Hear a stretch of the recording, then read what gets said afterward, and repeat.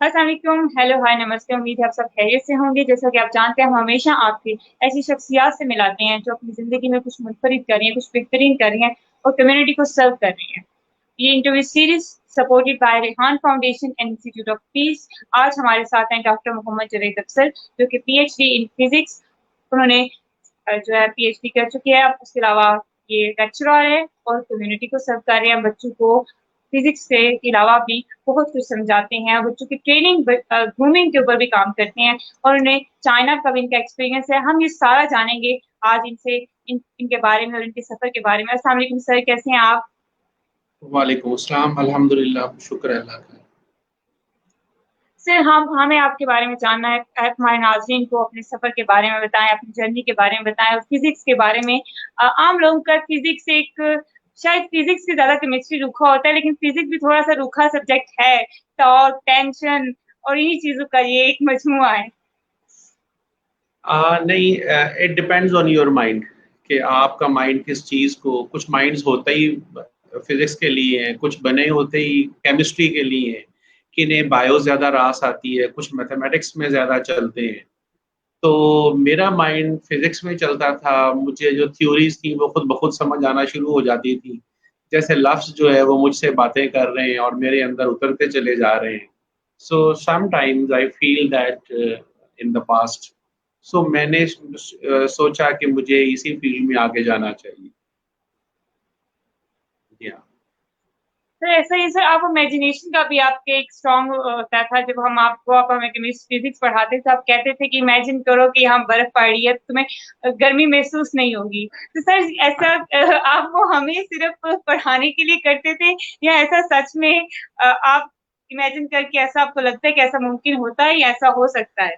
नहीं, जो अच्छे साइकोथेरापिस्ट होते हैं ना, और उन्हें ये पता होता है, और हमें भी आप बच्चों की साइकोलॉजी को मद्देनज़र रख के पढ़ाना होता है। तो जो आपकी सोच है वो आपके ऊपर बहुत ज़्यादा असरअंदाज़ होती है। लिहाज़ा जैसे मैं एक सिंपल सा एक्सपेरिमेंट भी समझाया करता था क्लास में कि एक बच्चे को अगर आप कह दें कि अभी अपने दोनों हाथ आगे करे और उसके दोनों हाथों से कुछ बंधा हुआ नहीं है, लेकिन आप उसे कहें कि इमेजिन करें कि एक जो हाथ है आपका उसके साथ बैलून है बंधा हुआ और दूसरे हाथ में कुछ ग्रोसरीज़ लटक रही हैं नीचे को। तो थोड़ी देर बाद आप देखोगे कि उसका एक हाथ ऊपर और एक नीचे जाना शुरू हो जाएगा। तो आपकी इमेजिनेशन जितनी स्ट्रॉन्ग होगी, आप उतना बेहतर अपनी ज़िंदगी के अंदर इस चीज़ को इम्प्लीमेंट करते हैं और लर्निंग ज़्यादा बेहतर से बेहतर होती है। ऐसा ही है, बिल्कुल ऐसा ही है सर। अब आप आप तो देखिए इंस्पायर कर रहे हैं आप जी जी सर। देखें कि एक शायर है, उसकी इमेजिनेशन जितनी बेहतर होगी, वो उतनी डीप शायरी कर सकेगा। तो सही। इमेजिनेशन में फिज़िक्स में, केमिस्ट्री में, मैथमेटिक्स में, साइंसेज़ के अंदर और इवन जो हमारे आर्ट सब्जेक्ट्स हैं, उनके अंदर भी ये बहुत रोल प्ले करती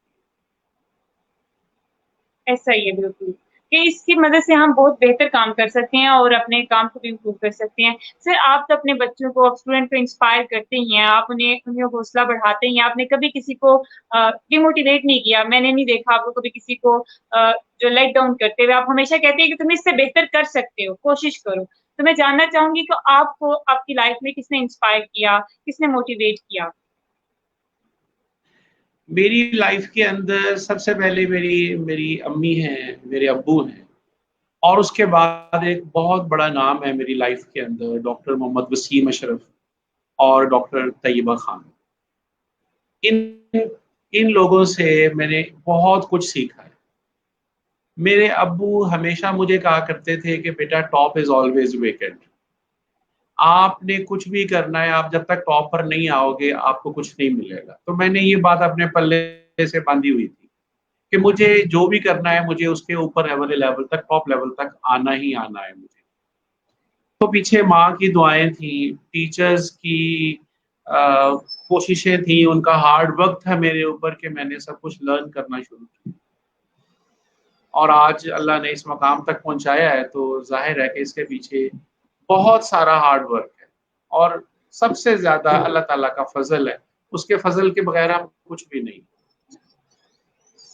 ऐसा ही है। फिर आपने पीएचडी फिजिक्स का मैं ये कैसे ख्याल आया, यहाँ तो बच्चे जो हैं वो मास्टर्स के बाद ही मेरी भी केमिस्ट्री में आखिरी सेमेस्टर हमारे कुछ देर में एग्जाम्स होने वाले हैं, तो एमफिल हम भी कहते हैं थोड़ा ब्रेक ले दो, हमें तो मास्टर्स ने ही घुमा के रख दिया है, तो पीएचडी करना ये ख्याल कैसे आया? एक्चुअली जब मैंने एमएससी कर ली थी तो हमारे दौर के अंदर एमएससी को एक कंप्लीट तालीम समझा जाता था कि ये एजुकेशन बच्चे की कंप्लीट हो गई है और अब इसको नौकरी करनी चाहिए, इसकी शादी कर दो और बस खत्म बात।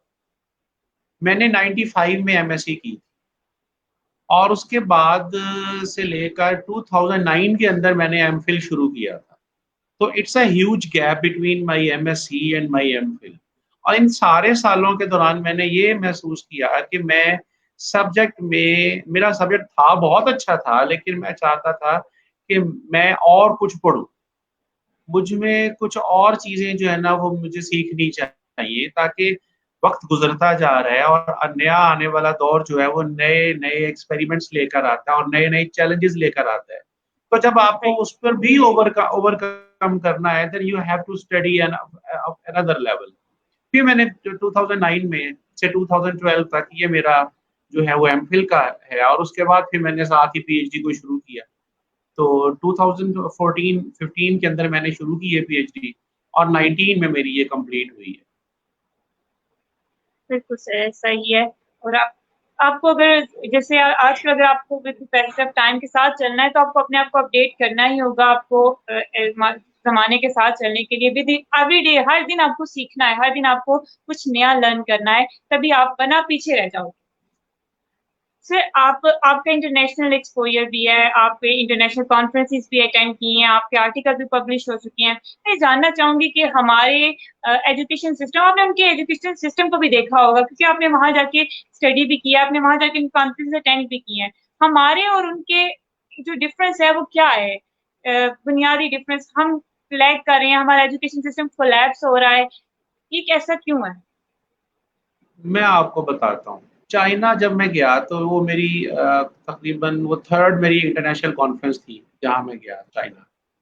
वहाँ जाकर जब मैंने उनका एजुकेशन सिस्टम को मैंने स्टडी किया तो मुझे पता चला कि वहाँ जैसे ही कोई बच्चा एमएससी करके निकलता है ना तो उसे 17 ग्रेड की जॉब मिल जाती है। 17 ग्रेड इसलिए कह रहा हूँ कि मैं कंपेयर कर रहा हूँ अपनी इस बात के अंदर अपना और चाइना, पाकिस्तान का और चाइना का एजुकेशन सिस्टम। तो जैसे हमारे यहाँ एक बच्चा एमएससी करके निकलता है ना उसे 17 ग्रेड की इसकी जॉब के लिए अहल समझा जाता है। लेकिन जब हम एमफिल कर लेते हैं और पीएचडी कर लेते हैं तो हमारे ग्रेड में कोई तरक्की नहीं होती पाकिस्तान के अंदर, हमें उसके लिए फाइट करना पड़ती है या एक लाइन में लगे रहना पड़ता है। लेकिन चाइना के अंदर जब आप एमफिल कर लेते हो तो आपको 18th ग्रेड उनका फौरन मिल जाता है, यानी आप लेक्चरर से फौरन असिस्टेंट प्रोफेसर हो जाते हो। और जब आप पीएचडी कर लेते हो तो आप असिस्टेंट प्रोफेसर से एसोसिएट प्रोफेसर फौरन वो आपको कर देते हो उसी दिन, आपको वेट करना ही नहीं पड़ता। फिर जब आपके कुछ जो पेपर्स हैं पब्लिश होते जाते हैं, अच्छी आप ज़्यादा से ज़्यादा आपका प्रोफाइल स्ट्रॉन्ग होता चला जाता है, तो वो आपको प्रोफेसर करने में देर नहीं लगाते। मैं अब असिस्टेंट प्रोफेसर हूँ और मुझे 4 साल पहले एसोसिएट हो जाना चाहिए था, लेकिन हम एक लाइन में लगे हुए हैं। शायद मैं अभी तक लेक्चरर ही होता अगर मैं 2011 के अंदर दोबारा पीपीएससी का एग्ज़ाम देकर और उसके अंदर सेलेक्ट ना हो गया हुआ होता। तो वो तब जो है, इसका मतलब ये है कि there is a huge difference between our education system and the Chinese education system. फिर ये बात है कि पैसे की भी है, चाइना के पास पैसा ज़्यादा है, वहाँ आबादी ज़्यादा है, वहाँ पर अपॉर्च्युनिटीज़ बेतहाशा ज़्यादा हैं। लेकिन यहाँ हमारा जो कल्चर है, उसके हिसाब से ही हमने चलना है। तो यहाँ जो तालीम है वो हमारी प्रायोरिटी नहीं है। सही, बिल्कुल सर ऐसा ही है। और यहाँ पे थोड़ा कि आप किसी भी कंट्री को देख लो वर्ल्ड की, वहाँ पे जो टीचर होता है वो उसकी सबसे ज्यादा एक तो पे भी उसकी होती है और उसकी सबसे ज्यादा उसका रैंक सबसे ज्यादा हाई होता है। हमारे यहाँ थोड़ा-सा ये अफ़सोस के साथ कहना पड़ेगा कि टीचर वो होता है जो एक पूरे माशरे को बिल्ड करता है। एक टीचर ही होता है जिसने डॉक्टर भी बनाना है, जिसने पायलट भी बनाना है, जिसने इंजीनियर भी बनाना है, जिसने हर हर एक प्रोफ़ेशनल को एक टीचर बनाता है, एक उस्ताद बनाता है। तो हमारे यहाँ थोड़ा-सा इस लिहाज़ से टीचर्स के साथ नाइंसाफ़ी ही है कि उनको भी हमें उनकी रैंकिंग को बढ़ाना होगा, हमें उनको उनके पेमेंट को भी बढ़ाना होगा क्योंकि जैसे आपने स्ट्रगल की, आपने उसको उसके साथ आप फाइट कर रही हैं। बहुत सारे टीचर्स ऐसे होते हैं स्कूल लेवल पे, प्राइवेट लेवल पे, वो उस तरह से फाइट नहीं कर पाते या उस तरह से उसके साथ रेज़िस्ट नहीं कर पाते और उनकी वो एक माशी लिहाज से भी और वैसी लिहाज से भी सर्वाइव करते हैं, स्ट्रगल करते हैं। बहुत ज़्यादा जो है वो एक कंडीशन को फेस करते हैं। तो ये थोड़ा-सा ये एक लैक है जहाँ पे हमारी सोसाइटी लैग कर रही है। सर आपने अपने सीखने का, लर्न करने का सफ़र कभी रोका नहीं है। पीएचडी करके लोग कहते हैं पीएचडी से आगे और क्या चीज़ होती है। तो आप अभी भी कासिम अली शाह फाउंडेशन के साथ भी एसोसिएट हैं, आप वहाँ से भी ट्रेनिंग और उनके साथ आपके जो है वो एसोसिएशन है। सर ये क्या अंदर एक सीखने की एक ख़्वाहिश इतनी है कि जो आपको रुकने ही नहीं देती है और आप सीखते ही जाते हैं, आप आगे बढ़ते ही जाते हैं? देखिए बेटा, हमारा जो मुल्क है ना, इसके अंदर जितनी भी अपॉर्च्युनिटीज़ हैं, हम उन्हें मुकम्मल अवेल नहीं करते। हमारा जो एज़ ए कौम जो है ना, एक कैरेक्टर ऐसा बन चुका हुआ है कि हमने हमेशा बात सीधी करनी ही नहीं है। और जो अपॉर्च्युनिटी है, हम उसे अपनी लेज़ीनेस के हवाले कर देते हैं। तो मैंने आपको जब पढ़ाता था मैं, तो मैं सुबह से लेकर रात 9-10 बज जाते थे जब मैं पढ़ाना मेरा चलता रहता था। ऐसा ही और है, सही है। पीएचडी का टाइम मेरा उसके बाद शुरू होता था। 9-10 बजे मैंने रात शुरू करना था, सुबह 2-3 बजे तक लेके जाना। और मैंने कंटिन्यू स्ट्रगल की है ये। ये पीएचडी की जो स्ट्रगल थी, ये डॉक्टर मोहम्मद वसीम अशरफ जो मेरे पीएचडी सुपरवाइज़र हैं और डॉक्टर तैयबा खान, इन दोनों के बगैर ये बिल्कुल नामुमकिन था मेरे लिए कि मैं ये काम कर सकता। उन्होंने हर मौके पे, हालाँकि मैं रात को 12 बजे 1 बजे कहीं फँस जाता था मैं, तो मैं उसी वक़्त फ़ोन करता था उन्हें और वो मुझे उस वक़्त कहते थे, "यार तुमने इस वक़्त फ़ोन कर दिया।" मैं कहा, "सर मैं क्या करूँ? मेरे पास यही टाइम है।" तो मुझे उस वक़्त भी वो बताया करते। यानी उन्होंने अपनी नींद भी खराब की है, लेकिन मुझे उन्होंने बताया और मैंने भी आगे अपने स्टूडेंट के साथ यही बिहेवियर रखा है कि वो मुझे जिस वक़्त भी फ़ोन करते हैं, मैं अवेलेबल होता हूँ और मैं उनको उस वक़्त ही गाइड करता हूँ। चाहे मैं बाज़ार में हूँ, चाहे मैं यूनिवर्सिटी में हूँ, चाहे मैं अपने कॉलेज के अंदर हूँ, मैं जहाँ भी हूँ वो मुझे फ़ोन करते हैं, मैं फिर उन्हें गाइड करता हूँ कि मेरे पास एक एग्ज़ाम्पल मौजूद है कि मेरे साथ मेरे टीचर्स ने जैसा किया है और मैंने हर अपॉर्च्युनिटी मुझे मुझे मिली है। यानी मैं जितनी भी मैंने इंटरनेशनल कॉन्फ्रेंसेस की हैं, मैं अपने पैसों पर नहीं गया। मुझे हायर एजुकेशन कमीशन ने भेजा है। उन्होंने पैसे दिए हैं, गवर्नमेंट ऑफ पाकिस्तान ने पैसे दिए, एचईसी ने पैसे दिए हैं और वो मैंने उनका स्कॉलरशिप विन किया है, तो मैं वहाँ पर गया हूँ और ये सारा कुछ मेरे जो सुपरवाइज़र्स हैं, उनकी वजह से हुआ है। और आपके क्वेश्चन में क्या चीज़ थी? तो यही कि हम लोग उस तरह से सीखते नहीं हैं। बिल्कुल आपने ऐसे ही कहा कि हम लोग अपॉर्च्युनिटीज़ को उस तरह से अवेल नहीं करते हैं। हम लोग रुक जाते हैं अपने सफ़र को। हम लोग समझते हैं कि जो हमने हासिल कर लिया वो काफ़ी है। तो हम लोग एक सीखने की जो है एक रिसर्च की वो तलब शायद इस जनरेशन में थोड़ी कम हो गई है कि हम रिसर्च की तरफ नहीं जाते हैं। हम किसी बात को जब हमें जैसे मिलती है हम वैसे ही आगे फैला देते हैं। हम उसकी तहकीक नहीं करते हैं। तहकीक तो हम अब करते ही नहीं हैं और हम सीखते नहीं हैं। हम कहते हैं कि बस मिल गया है। हमारी जो यूथ है ना हमारा, ये शॉर्टकट की तरफ जाती है एक्चुअली।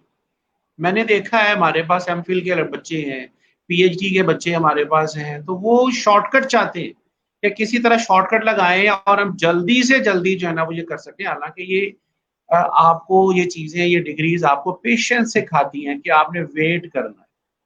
मैंने कई-कई रातें लगाई हैं जब मुझे एक पॉइंट ढूँढने के लिए मुझे कई-कई दिन और कई-कई मुझे घंटे लगाने पड़े हैं, फिर जाके मुझे वो एक पॉइंट मिलता रहा और मैं उसकी मदद से फिर आगे बढ़ता रहा, बढ़ता रहा, बढ़ता रहा।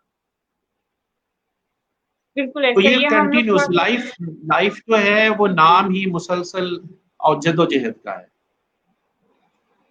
बिल्कुल ऐसा ही है कि कंटीन्यूअसली मुस्तकिल मिज़ाजी के साथ हमने चलना है तभी हम कुछ हासिल कर सकते हैं। आज हम लोग तो हमेशा ही ये कहते हैं कि आज मैं उठूँ और आज ही मुझे सक्सेस मिल जाए। लेकिन हम ये नहीं समझते कि वो अगर मिल भी जाए तो वो देर पा नहीं होती है, वो सिर्फ़ एक हवा का झोंका होता है जो कि किसी लम्हे भी जो है ना वो गायब हो सकता है, खत्म हो सकता है, और वही सक्सेस, वही नाम कायम रहता है जो स्टेप बाय स्टेप जो है ना बढ़ता है, स्टेप बाय स्टेप आगे आता है, स्टेप बाय स्टेप काम करता है। सर ऐसा ही है। सर आप क्या देखते हैं हमारी जो आज की जनरेशन है, क्या ये पाकिस्तान को आगे लेके जाएगी? क्या इसमें ये पोटेंशियल है कि ये कुछ कर सके, कुछ कर पाए? आप तो फ्यूचर के साथ हर दिन उनसे मिलते हैं, हर दिन आपकी डिस्कशन होती है, तो आपको क्या लगता है? बेटा, मुझे पाकिस्तान का फ्यूचर बहुत ब्राइट लगता है, क्योंकि हमारे बच्चों के अंदर पोटेंशियल बहुत ज्यादा है। हाँ, कुछ परसेंटेज ऐसी है इस यूथ की जो काम सही तरह नहीं करना चाहते, जो पाकिस्तान को आगे ले जाना चाहते ही नहीं है, वो वहीं उसे स्टेगनेंट कर देना चाहते हैं अपने साथ साथ। लेकिन फिर भी अल्लाह ताला का फजल है इस मुल्क के ऊपर, इस मुल्क के अंदर ऐसे मौजूद हैं लोग जो इसे बहुत ज्यादा आगे ले जा सकते हैं, और इंशाल्लाह हम देखेंगे कि पाकिस्तान विल ग्रो सर इंशाल्लाह। अगर हम इंशाल्लाह सर हमारे यूथ को, हमारे यंग लोगों को आप कोई मैसेज देना चाहें, आप उन्हें कि वो इस तरफ आए, किस तरह हम बेहतर बनाए माशरे को तश्कील कर सकते हैं, किस तरह हम बेहतर माशरा बना सकते हैं? मेरा मैसेज इनको यही है कि भी रुकना नहीं है, बढ़ते जाना है, पढ़ते जाना है, और जो भी अपॉर्चुनिटी आपको मिलती है आप उसे अवेल करें, उसे जाने ना दें, और पूरे खलूस के साथ आपने अपनी तालीम जो है ना वो हासिल करनी, क्योंकि अल्लाह ताला ने फरमाया है कि अभी तालीम हासिल करो माँ की गोद से लेकर तो अपनी कब्र तक, आपने तालीम हासिल करनी। मेरे सामने बहुत सारी मिसालें ऐसी हैं कि एक आदमी ने फौत होने से पहले एक नई लैंग्वेज सीखी है और वो आ गई है, और लेकिन उसका टाइम आ चुका था, तो उस आदमी ने 42 से ज़ायद लैंग्वेजेस सीखी, और लास्ट जो लैंग्वेज उसने सीखी है वो just days before his death. इसीलिए हमें ये चाहिए कि हम तालीम हासिल करें पूरी खलूस के साथ, और फिर उस खलूस को आगे लेकर जाएं, दूसरों तक पहुंचाएं। हमें तमाम लोगों का ख्याल रखना चाहिए, गरीबों का ख्याल रखना चाहिए, उन्हें भी आगे बढ़ने के मौके देने चाहिए, और हम बहुत कुछ कर सकते हैं, लेकिन हमारी यूथ जो है वो करना नहीं चाहती, उन्हें इस तरफ आना पड़ेगा। तो मेरा मैसेज यही है कि भाई continue struggle in your life. बिल्कुल ऐसा ही है कि हम सबको एक अपनी रिस्पॉन्सिबिलिटी को अंडरस्टैंड करने की जरूरत है। अपनी रिस्पॉन्सिबिलिटी चाहे हम जिस भी लेवल पे हैं, हम एकदम बड़ा नहीं कर सकते हैं। मैं भी अपने छोटे बहन भाई को या स्टूडेंट्स को यही कहती हूँ कि हम अभी मैं यहाँ बैठ के एकदम से कुछ पूरे मुल्क को नहीं बदल सकती हूँ, कुछ बड़ा नहीं भी कर सकती, लेकिन मैं ये कि मैं किसी एक बंदे की भी, किसी एक फर्द की भी अगर जिंदगी में थोड़ी सी पॉजिटिविटी ले आती हूँ, कुछ पॉजिटिव ले आती हूँ, कुछ उसकी लाइफ बदल जाती है, तो एक पूरा माशरा बदल जाएगा, उससे जो भी जुड़े हुए लोग हैं। तो हमें बस जहाँ पे भी हम हैं, जिस भी रैंक पे हैं, हमें बस अपना जो है वो रोल प्ले करना है, बस जिम्मेदारी को समझना है। सर अगर हम आपसे जानना चाहें कि अगर आप अपने आप को खुद आज से 5 साल बाद या 10 साल बाद कहाँ देखते हैं, क्योंकि आपका सफर, आपके सीखने का जर्नी तो वो कंटिन्यू है, आप आगे बढ़ते ही जा रहे हैं, तो आप कहाँ खुद को देखते हैं? देखिए बेटा, डॉक्टरेट के बाद एक डिग्री होती है जिसे आप पोस्ट डॉक्टरेट कहते हैं, जी जी। और उसके बाद भी एक डिग्री होती है जिसे हैबिलिटेशन का नाम दिया जाता है। तो अभी ये 2 डिग्रीज रहती हैं, लेकिन पता नहीं मेरे नसीब में है या नहीं।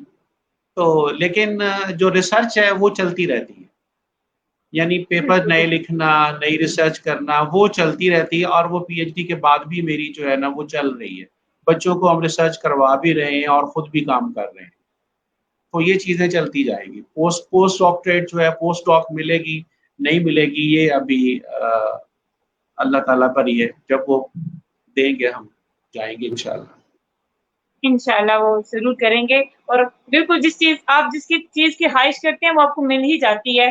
बस, और आपने जिस तरह लगे हुए हैं, जिस तरह आप अपना सफ़र जारी रखे हुए हैं, सीख रहे हैं हर दिन और सिखा भी रही हैं, तो इंशाल्लाह सर हमारी तरफ से बहुत बेस्ट विशेज़ हैं।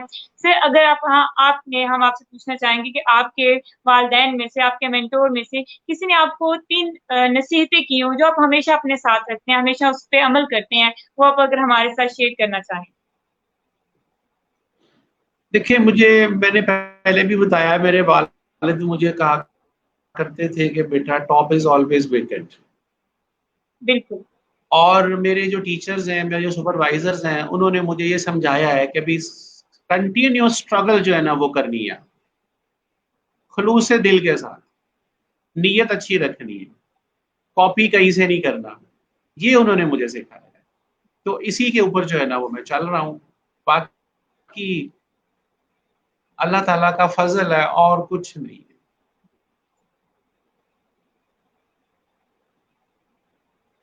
सर हम तो कॉपी करते हैं, हम तो आजकल की जो असाइनमेंट होती है हर चीज में हम लोग तो कॉपी पेस्ट, कोई एक पोस्ट भी हो उसमें भी हर चीज में कॉपी ही कर रहे हैं। इसी वजह से शायद यूनिक, इस वजह से क्रिएटिविटी नहीं रह चुकी है, यूनिकनेस नहीं आपको मिलती है, वो ढूंढना बहुत मुश्किल हो गया है। जो हमारी जो डॉक्टरेट होती है वो एक पॉइंट के ऊपर होती है, और अगर वो यूनिकनेस ना हो उसके अंदर, फिर वो डॉक्टरेट मिलती ही नहीं है आपको। आपको अपनी जो रिसर्च है वो बाहर किसी पब्लिशर, कोई जर्नल जो है उसमें पब्लिश करना पड़ती है, अदरवाइज डॉक्टरेट नहीं मिलती।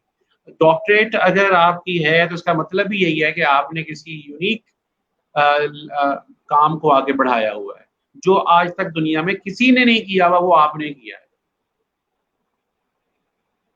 बिल्कुल ऐसे ही है। सर कोविड-19 से हम भी गुजरे हैं, आप भी गुजरे हैं। इसमें कुछ लोग तो स्ट्रेस की तरफ गए हैं, डिप्रेशन की तरफ गए हैं, क्योंकि और शायद इसलिए कि कुछ सीखने के लिए उनका कुछ मिला नहीं है। कुछ उन लोगों ने वो यही था कि वो बाहर निकलते थे, लोगों के साथ मिलते थे। आपका कैसा गुजरा ये क्वारंटाइन का, लॉकडाउन का पीरियड? और कुछ लोगों ने बहुत सीखा, कुछ लोगों ने एक नई-नई अपॉर्च्युनिटीज़ को कंगाला, उन्हें जाना, उन लोगों ने इंटरनेशनल कोर्सेज़ भी किए क्योंकि मिल रहा था एक अपॉर्च्युनिटीज़ को। आपने कैसे गुज़ारा इस टाइम?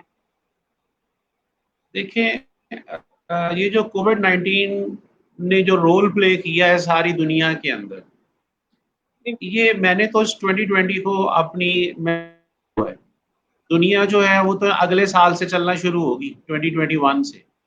लेकिन कोरोना के बाद की जो दुनिया होगी वो एंटायरली डिफरेंट वर्ल्ड होगी। इसके अंदर बिल्कुल, सबसे ज़्यादा चीज़ जो चलेगी वो ऑनलाइन सिस्टम चलेगा, और लोगों को कोरोना ने ये बता दिया है कि जी आप बहुत ज़्यादा शॉपिंग्स नहीं करेंगे, आप बहुत ज़्यादा चीज़ों में हिस्सा नहीं भी लेंगे तो भी आप ज़िंदा रह सकते हैं। ऐसा ही आपने है, ऐसा ही मिल-जुल है। कर कैसे रहना है, आपने एक-दूसरे की हेल्प कैसे करनी है घर के अंदर, वो हमें कोरोना ने सिखाया है। तो हम कोरोना के दौरान भी ऑनलाइन अपने आप को, जो मेरी एक्टिविटीज़ थी उसके अंदर मैंने अपने आप को मशगूल रखा। अब भी मैं अपना एक यूट्यूब चैनल मैंने 2008 में बनाया था एक, तो मैं अब उसे दोबारा से जो है ना वो लॉन्च करने वाला हूँ, कि ताकि जो-जो चीज़ें सीखी हैं मैंने इसके अंदर, क्योंकि हमने बहुत सारी ऑनलाइन एजुकेशन खुद भी मैंने हासिल की है, बहुत सारे सॉफ्टवेयर्स जो है ना वो और सीखे हैं।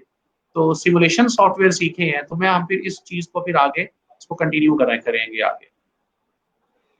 बिल्कुल ऐसा ही है सर कि एक अपॉर्च्युनिटी थी, कुछ एक अल्लाह की तरफ से कुछ था, कुछ परेशानियाँ भी थी, कुछ मुश्किलात भी थी, लेकिन उसके साथ-साथ एक ऐसा वक़्त मिला, एक ऐसा टाइम मिला कि जहाँ हमने सोचा कि हमें आगे क्या करना है। जहाँ हमने सोचा कि क्या हम ठीक कर रहे हैं, हमने अपनी डायरेक्शन को देखा, हमने ये देखा कि हम और क्या-क्या सीख सकते हैं। एक और उसने दुनिया को एक-दूसरे से जोड़ा भी, एक मिला दिया।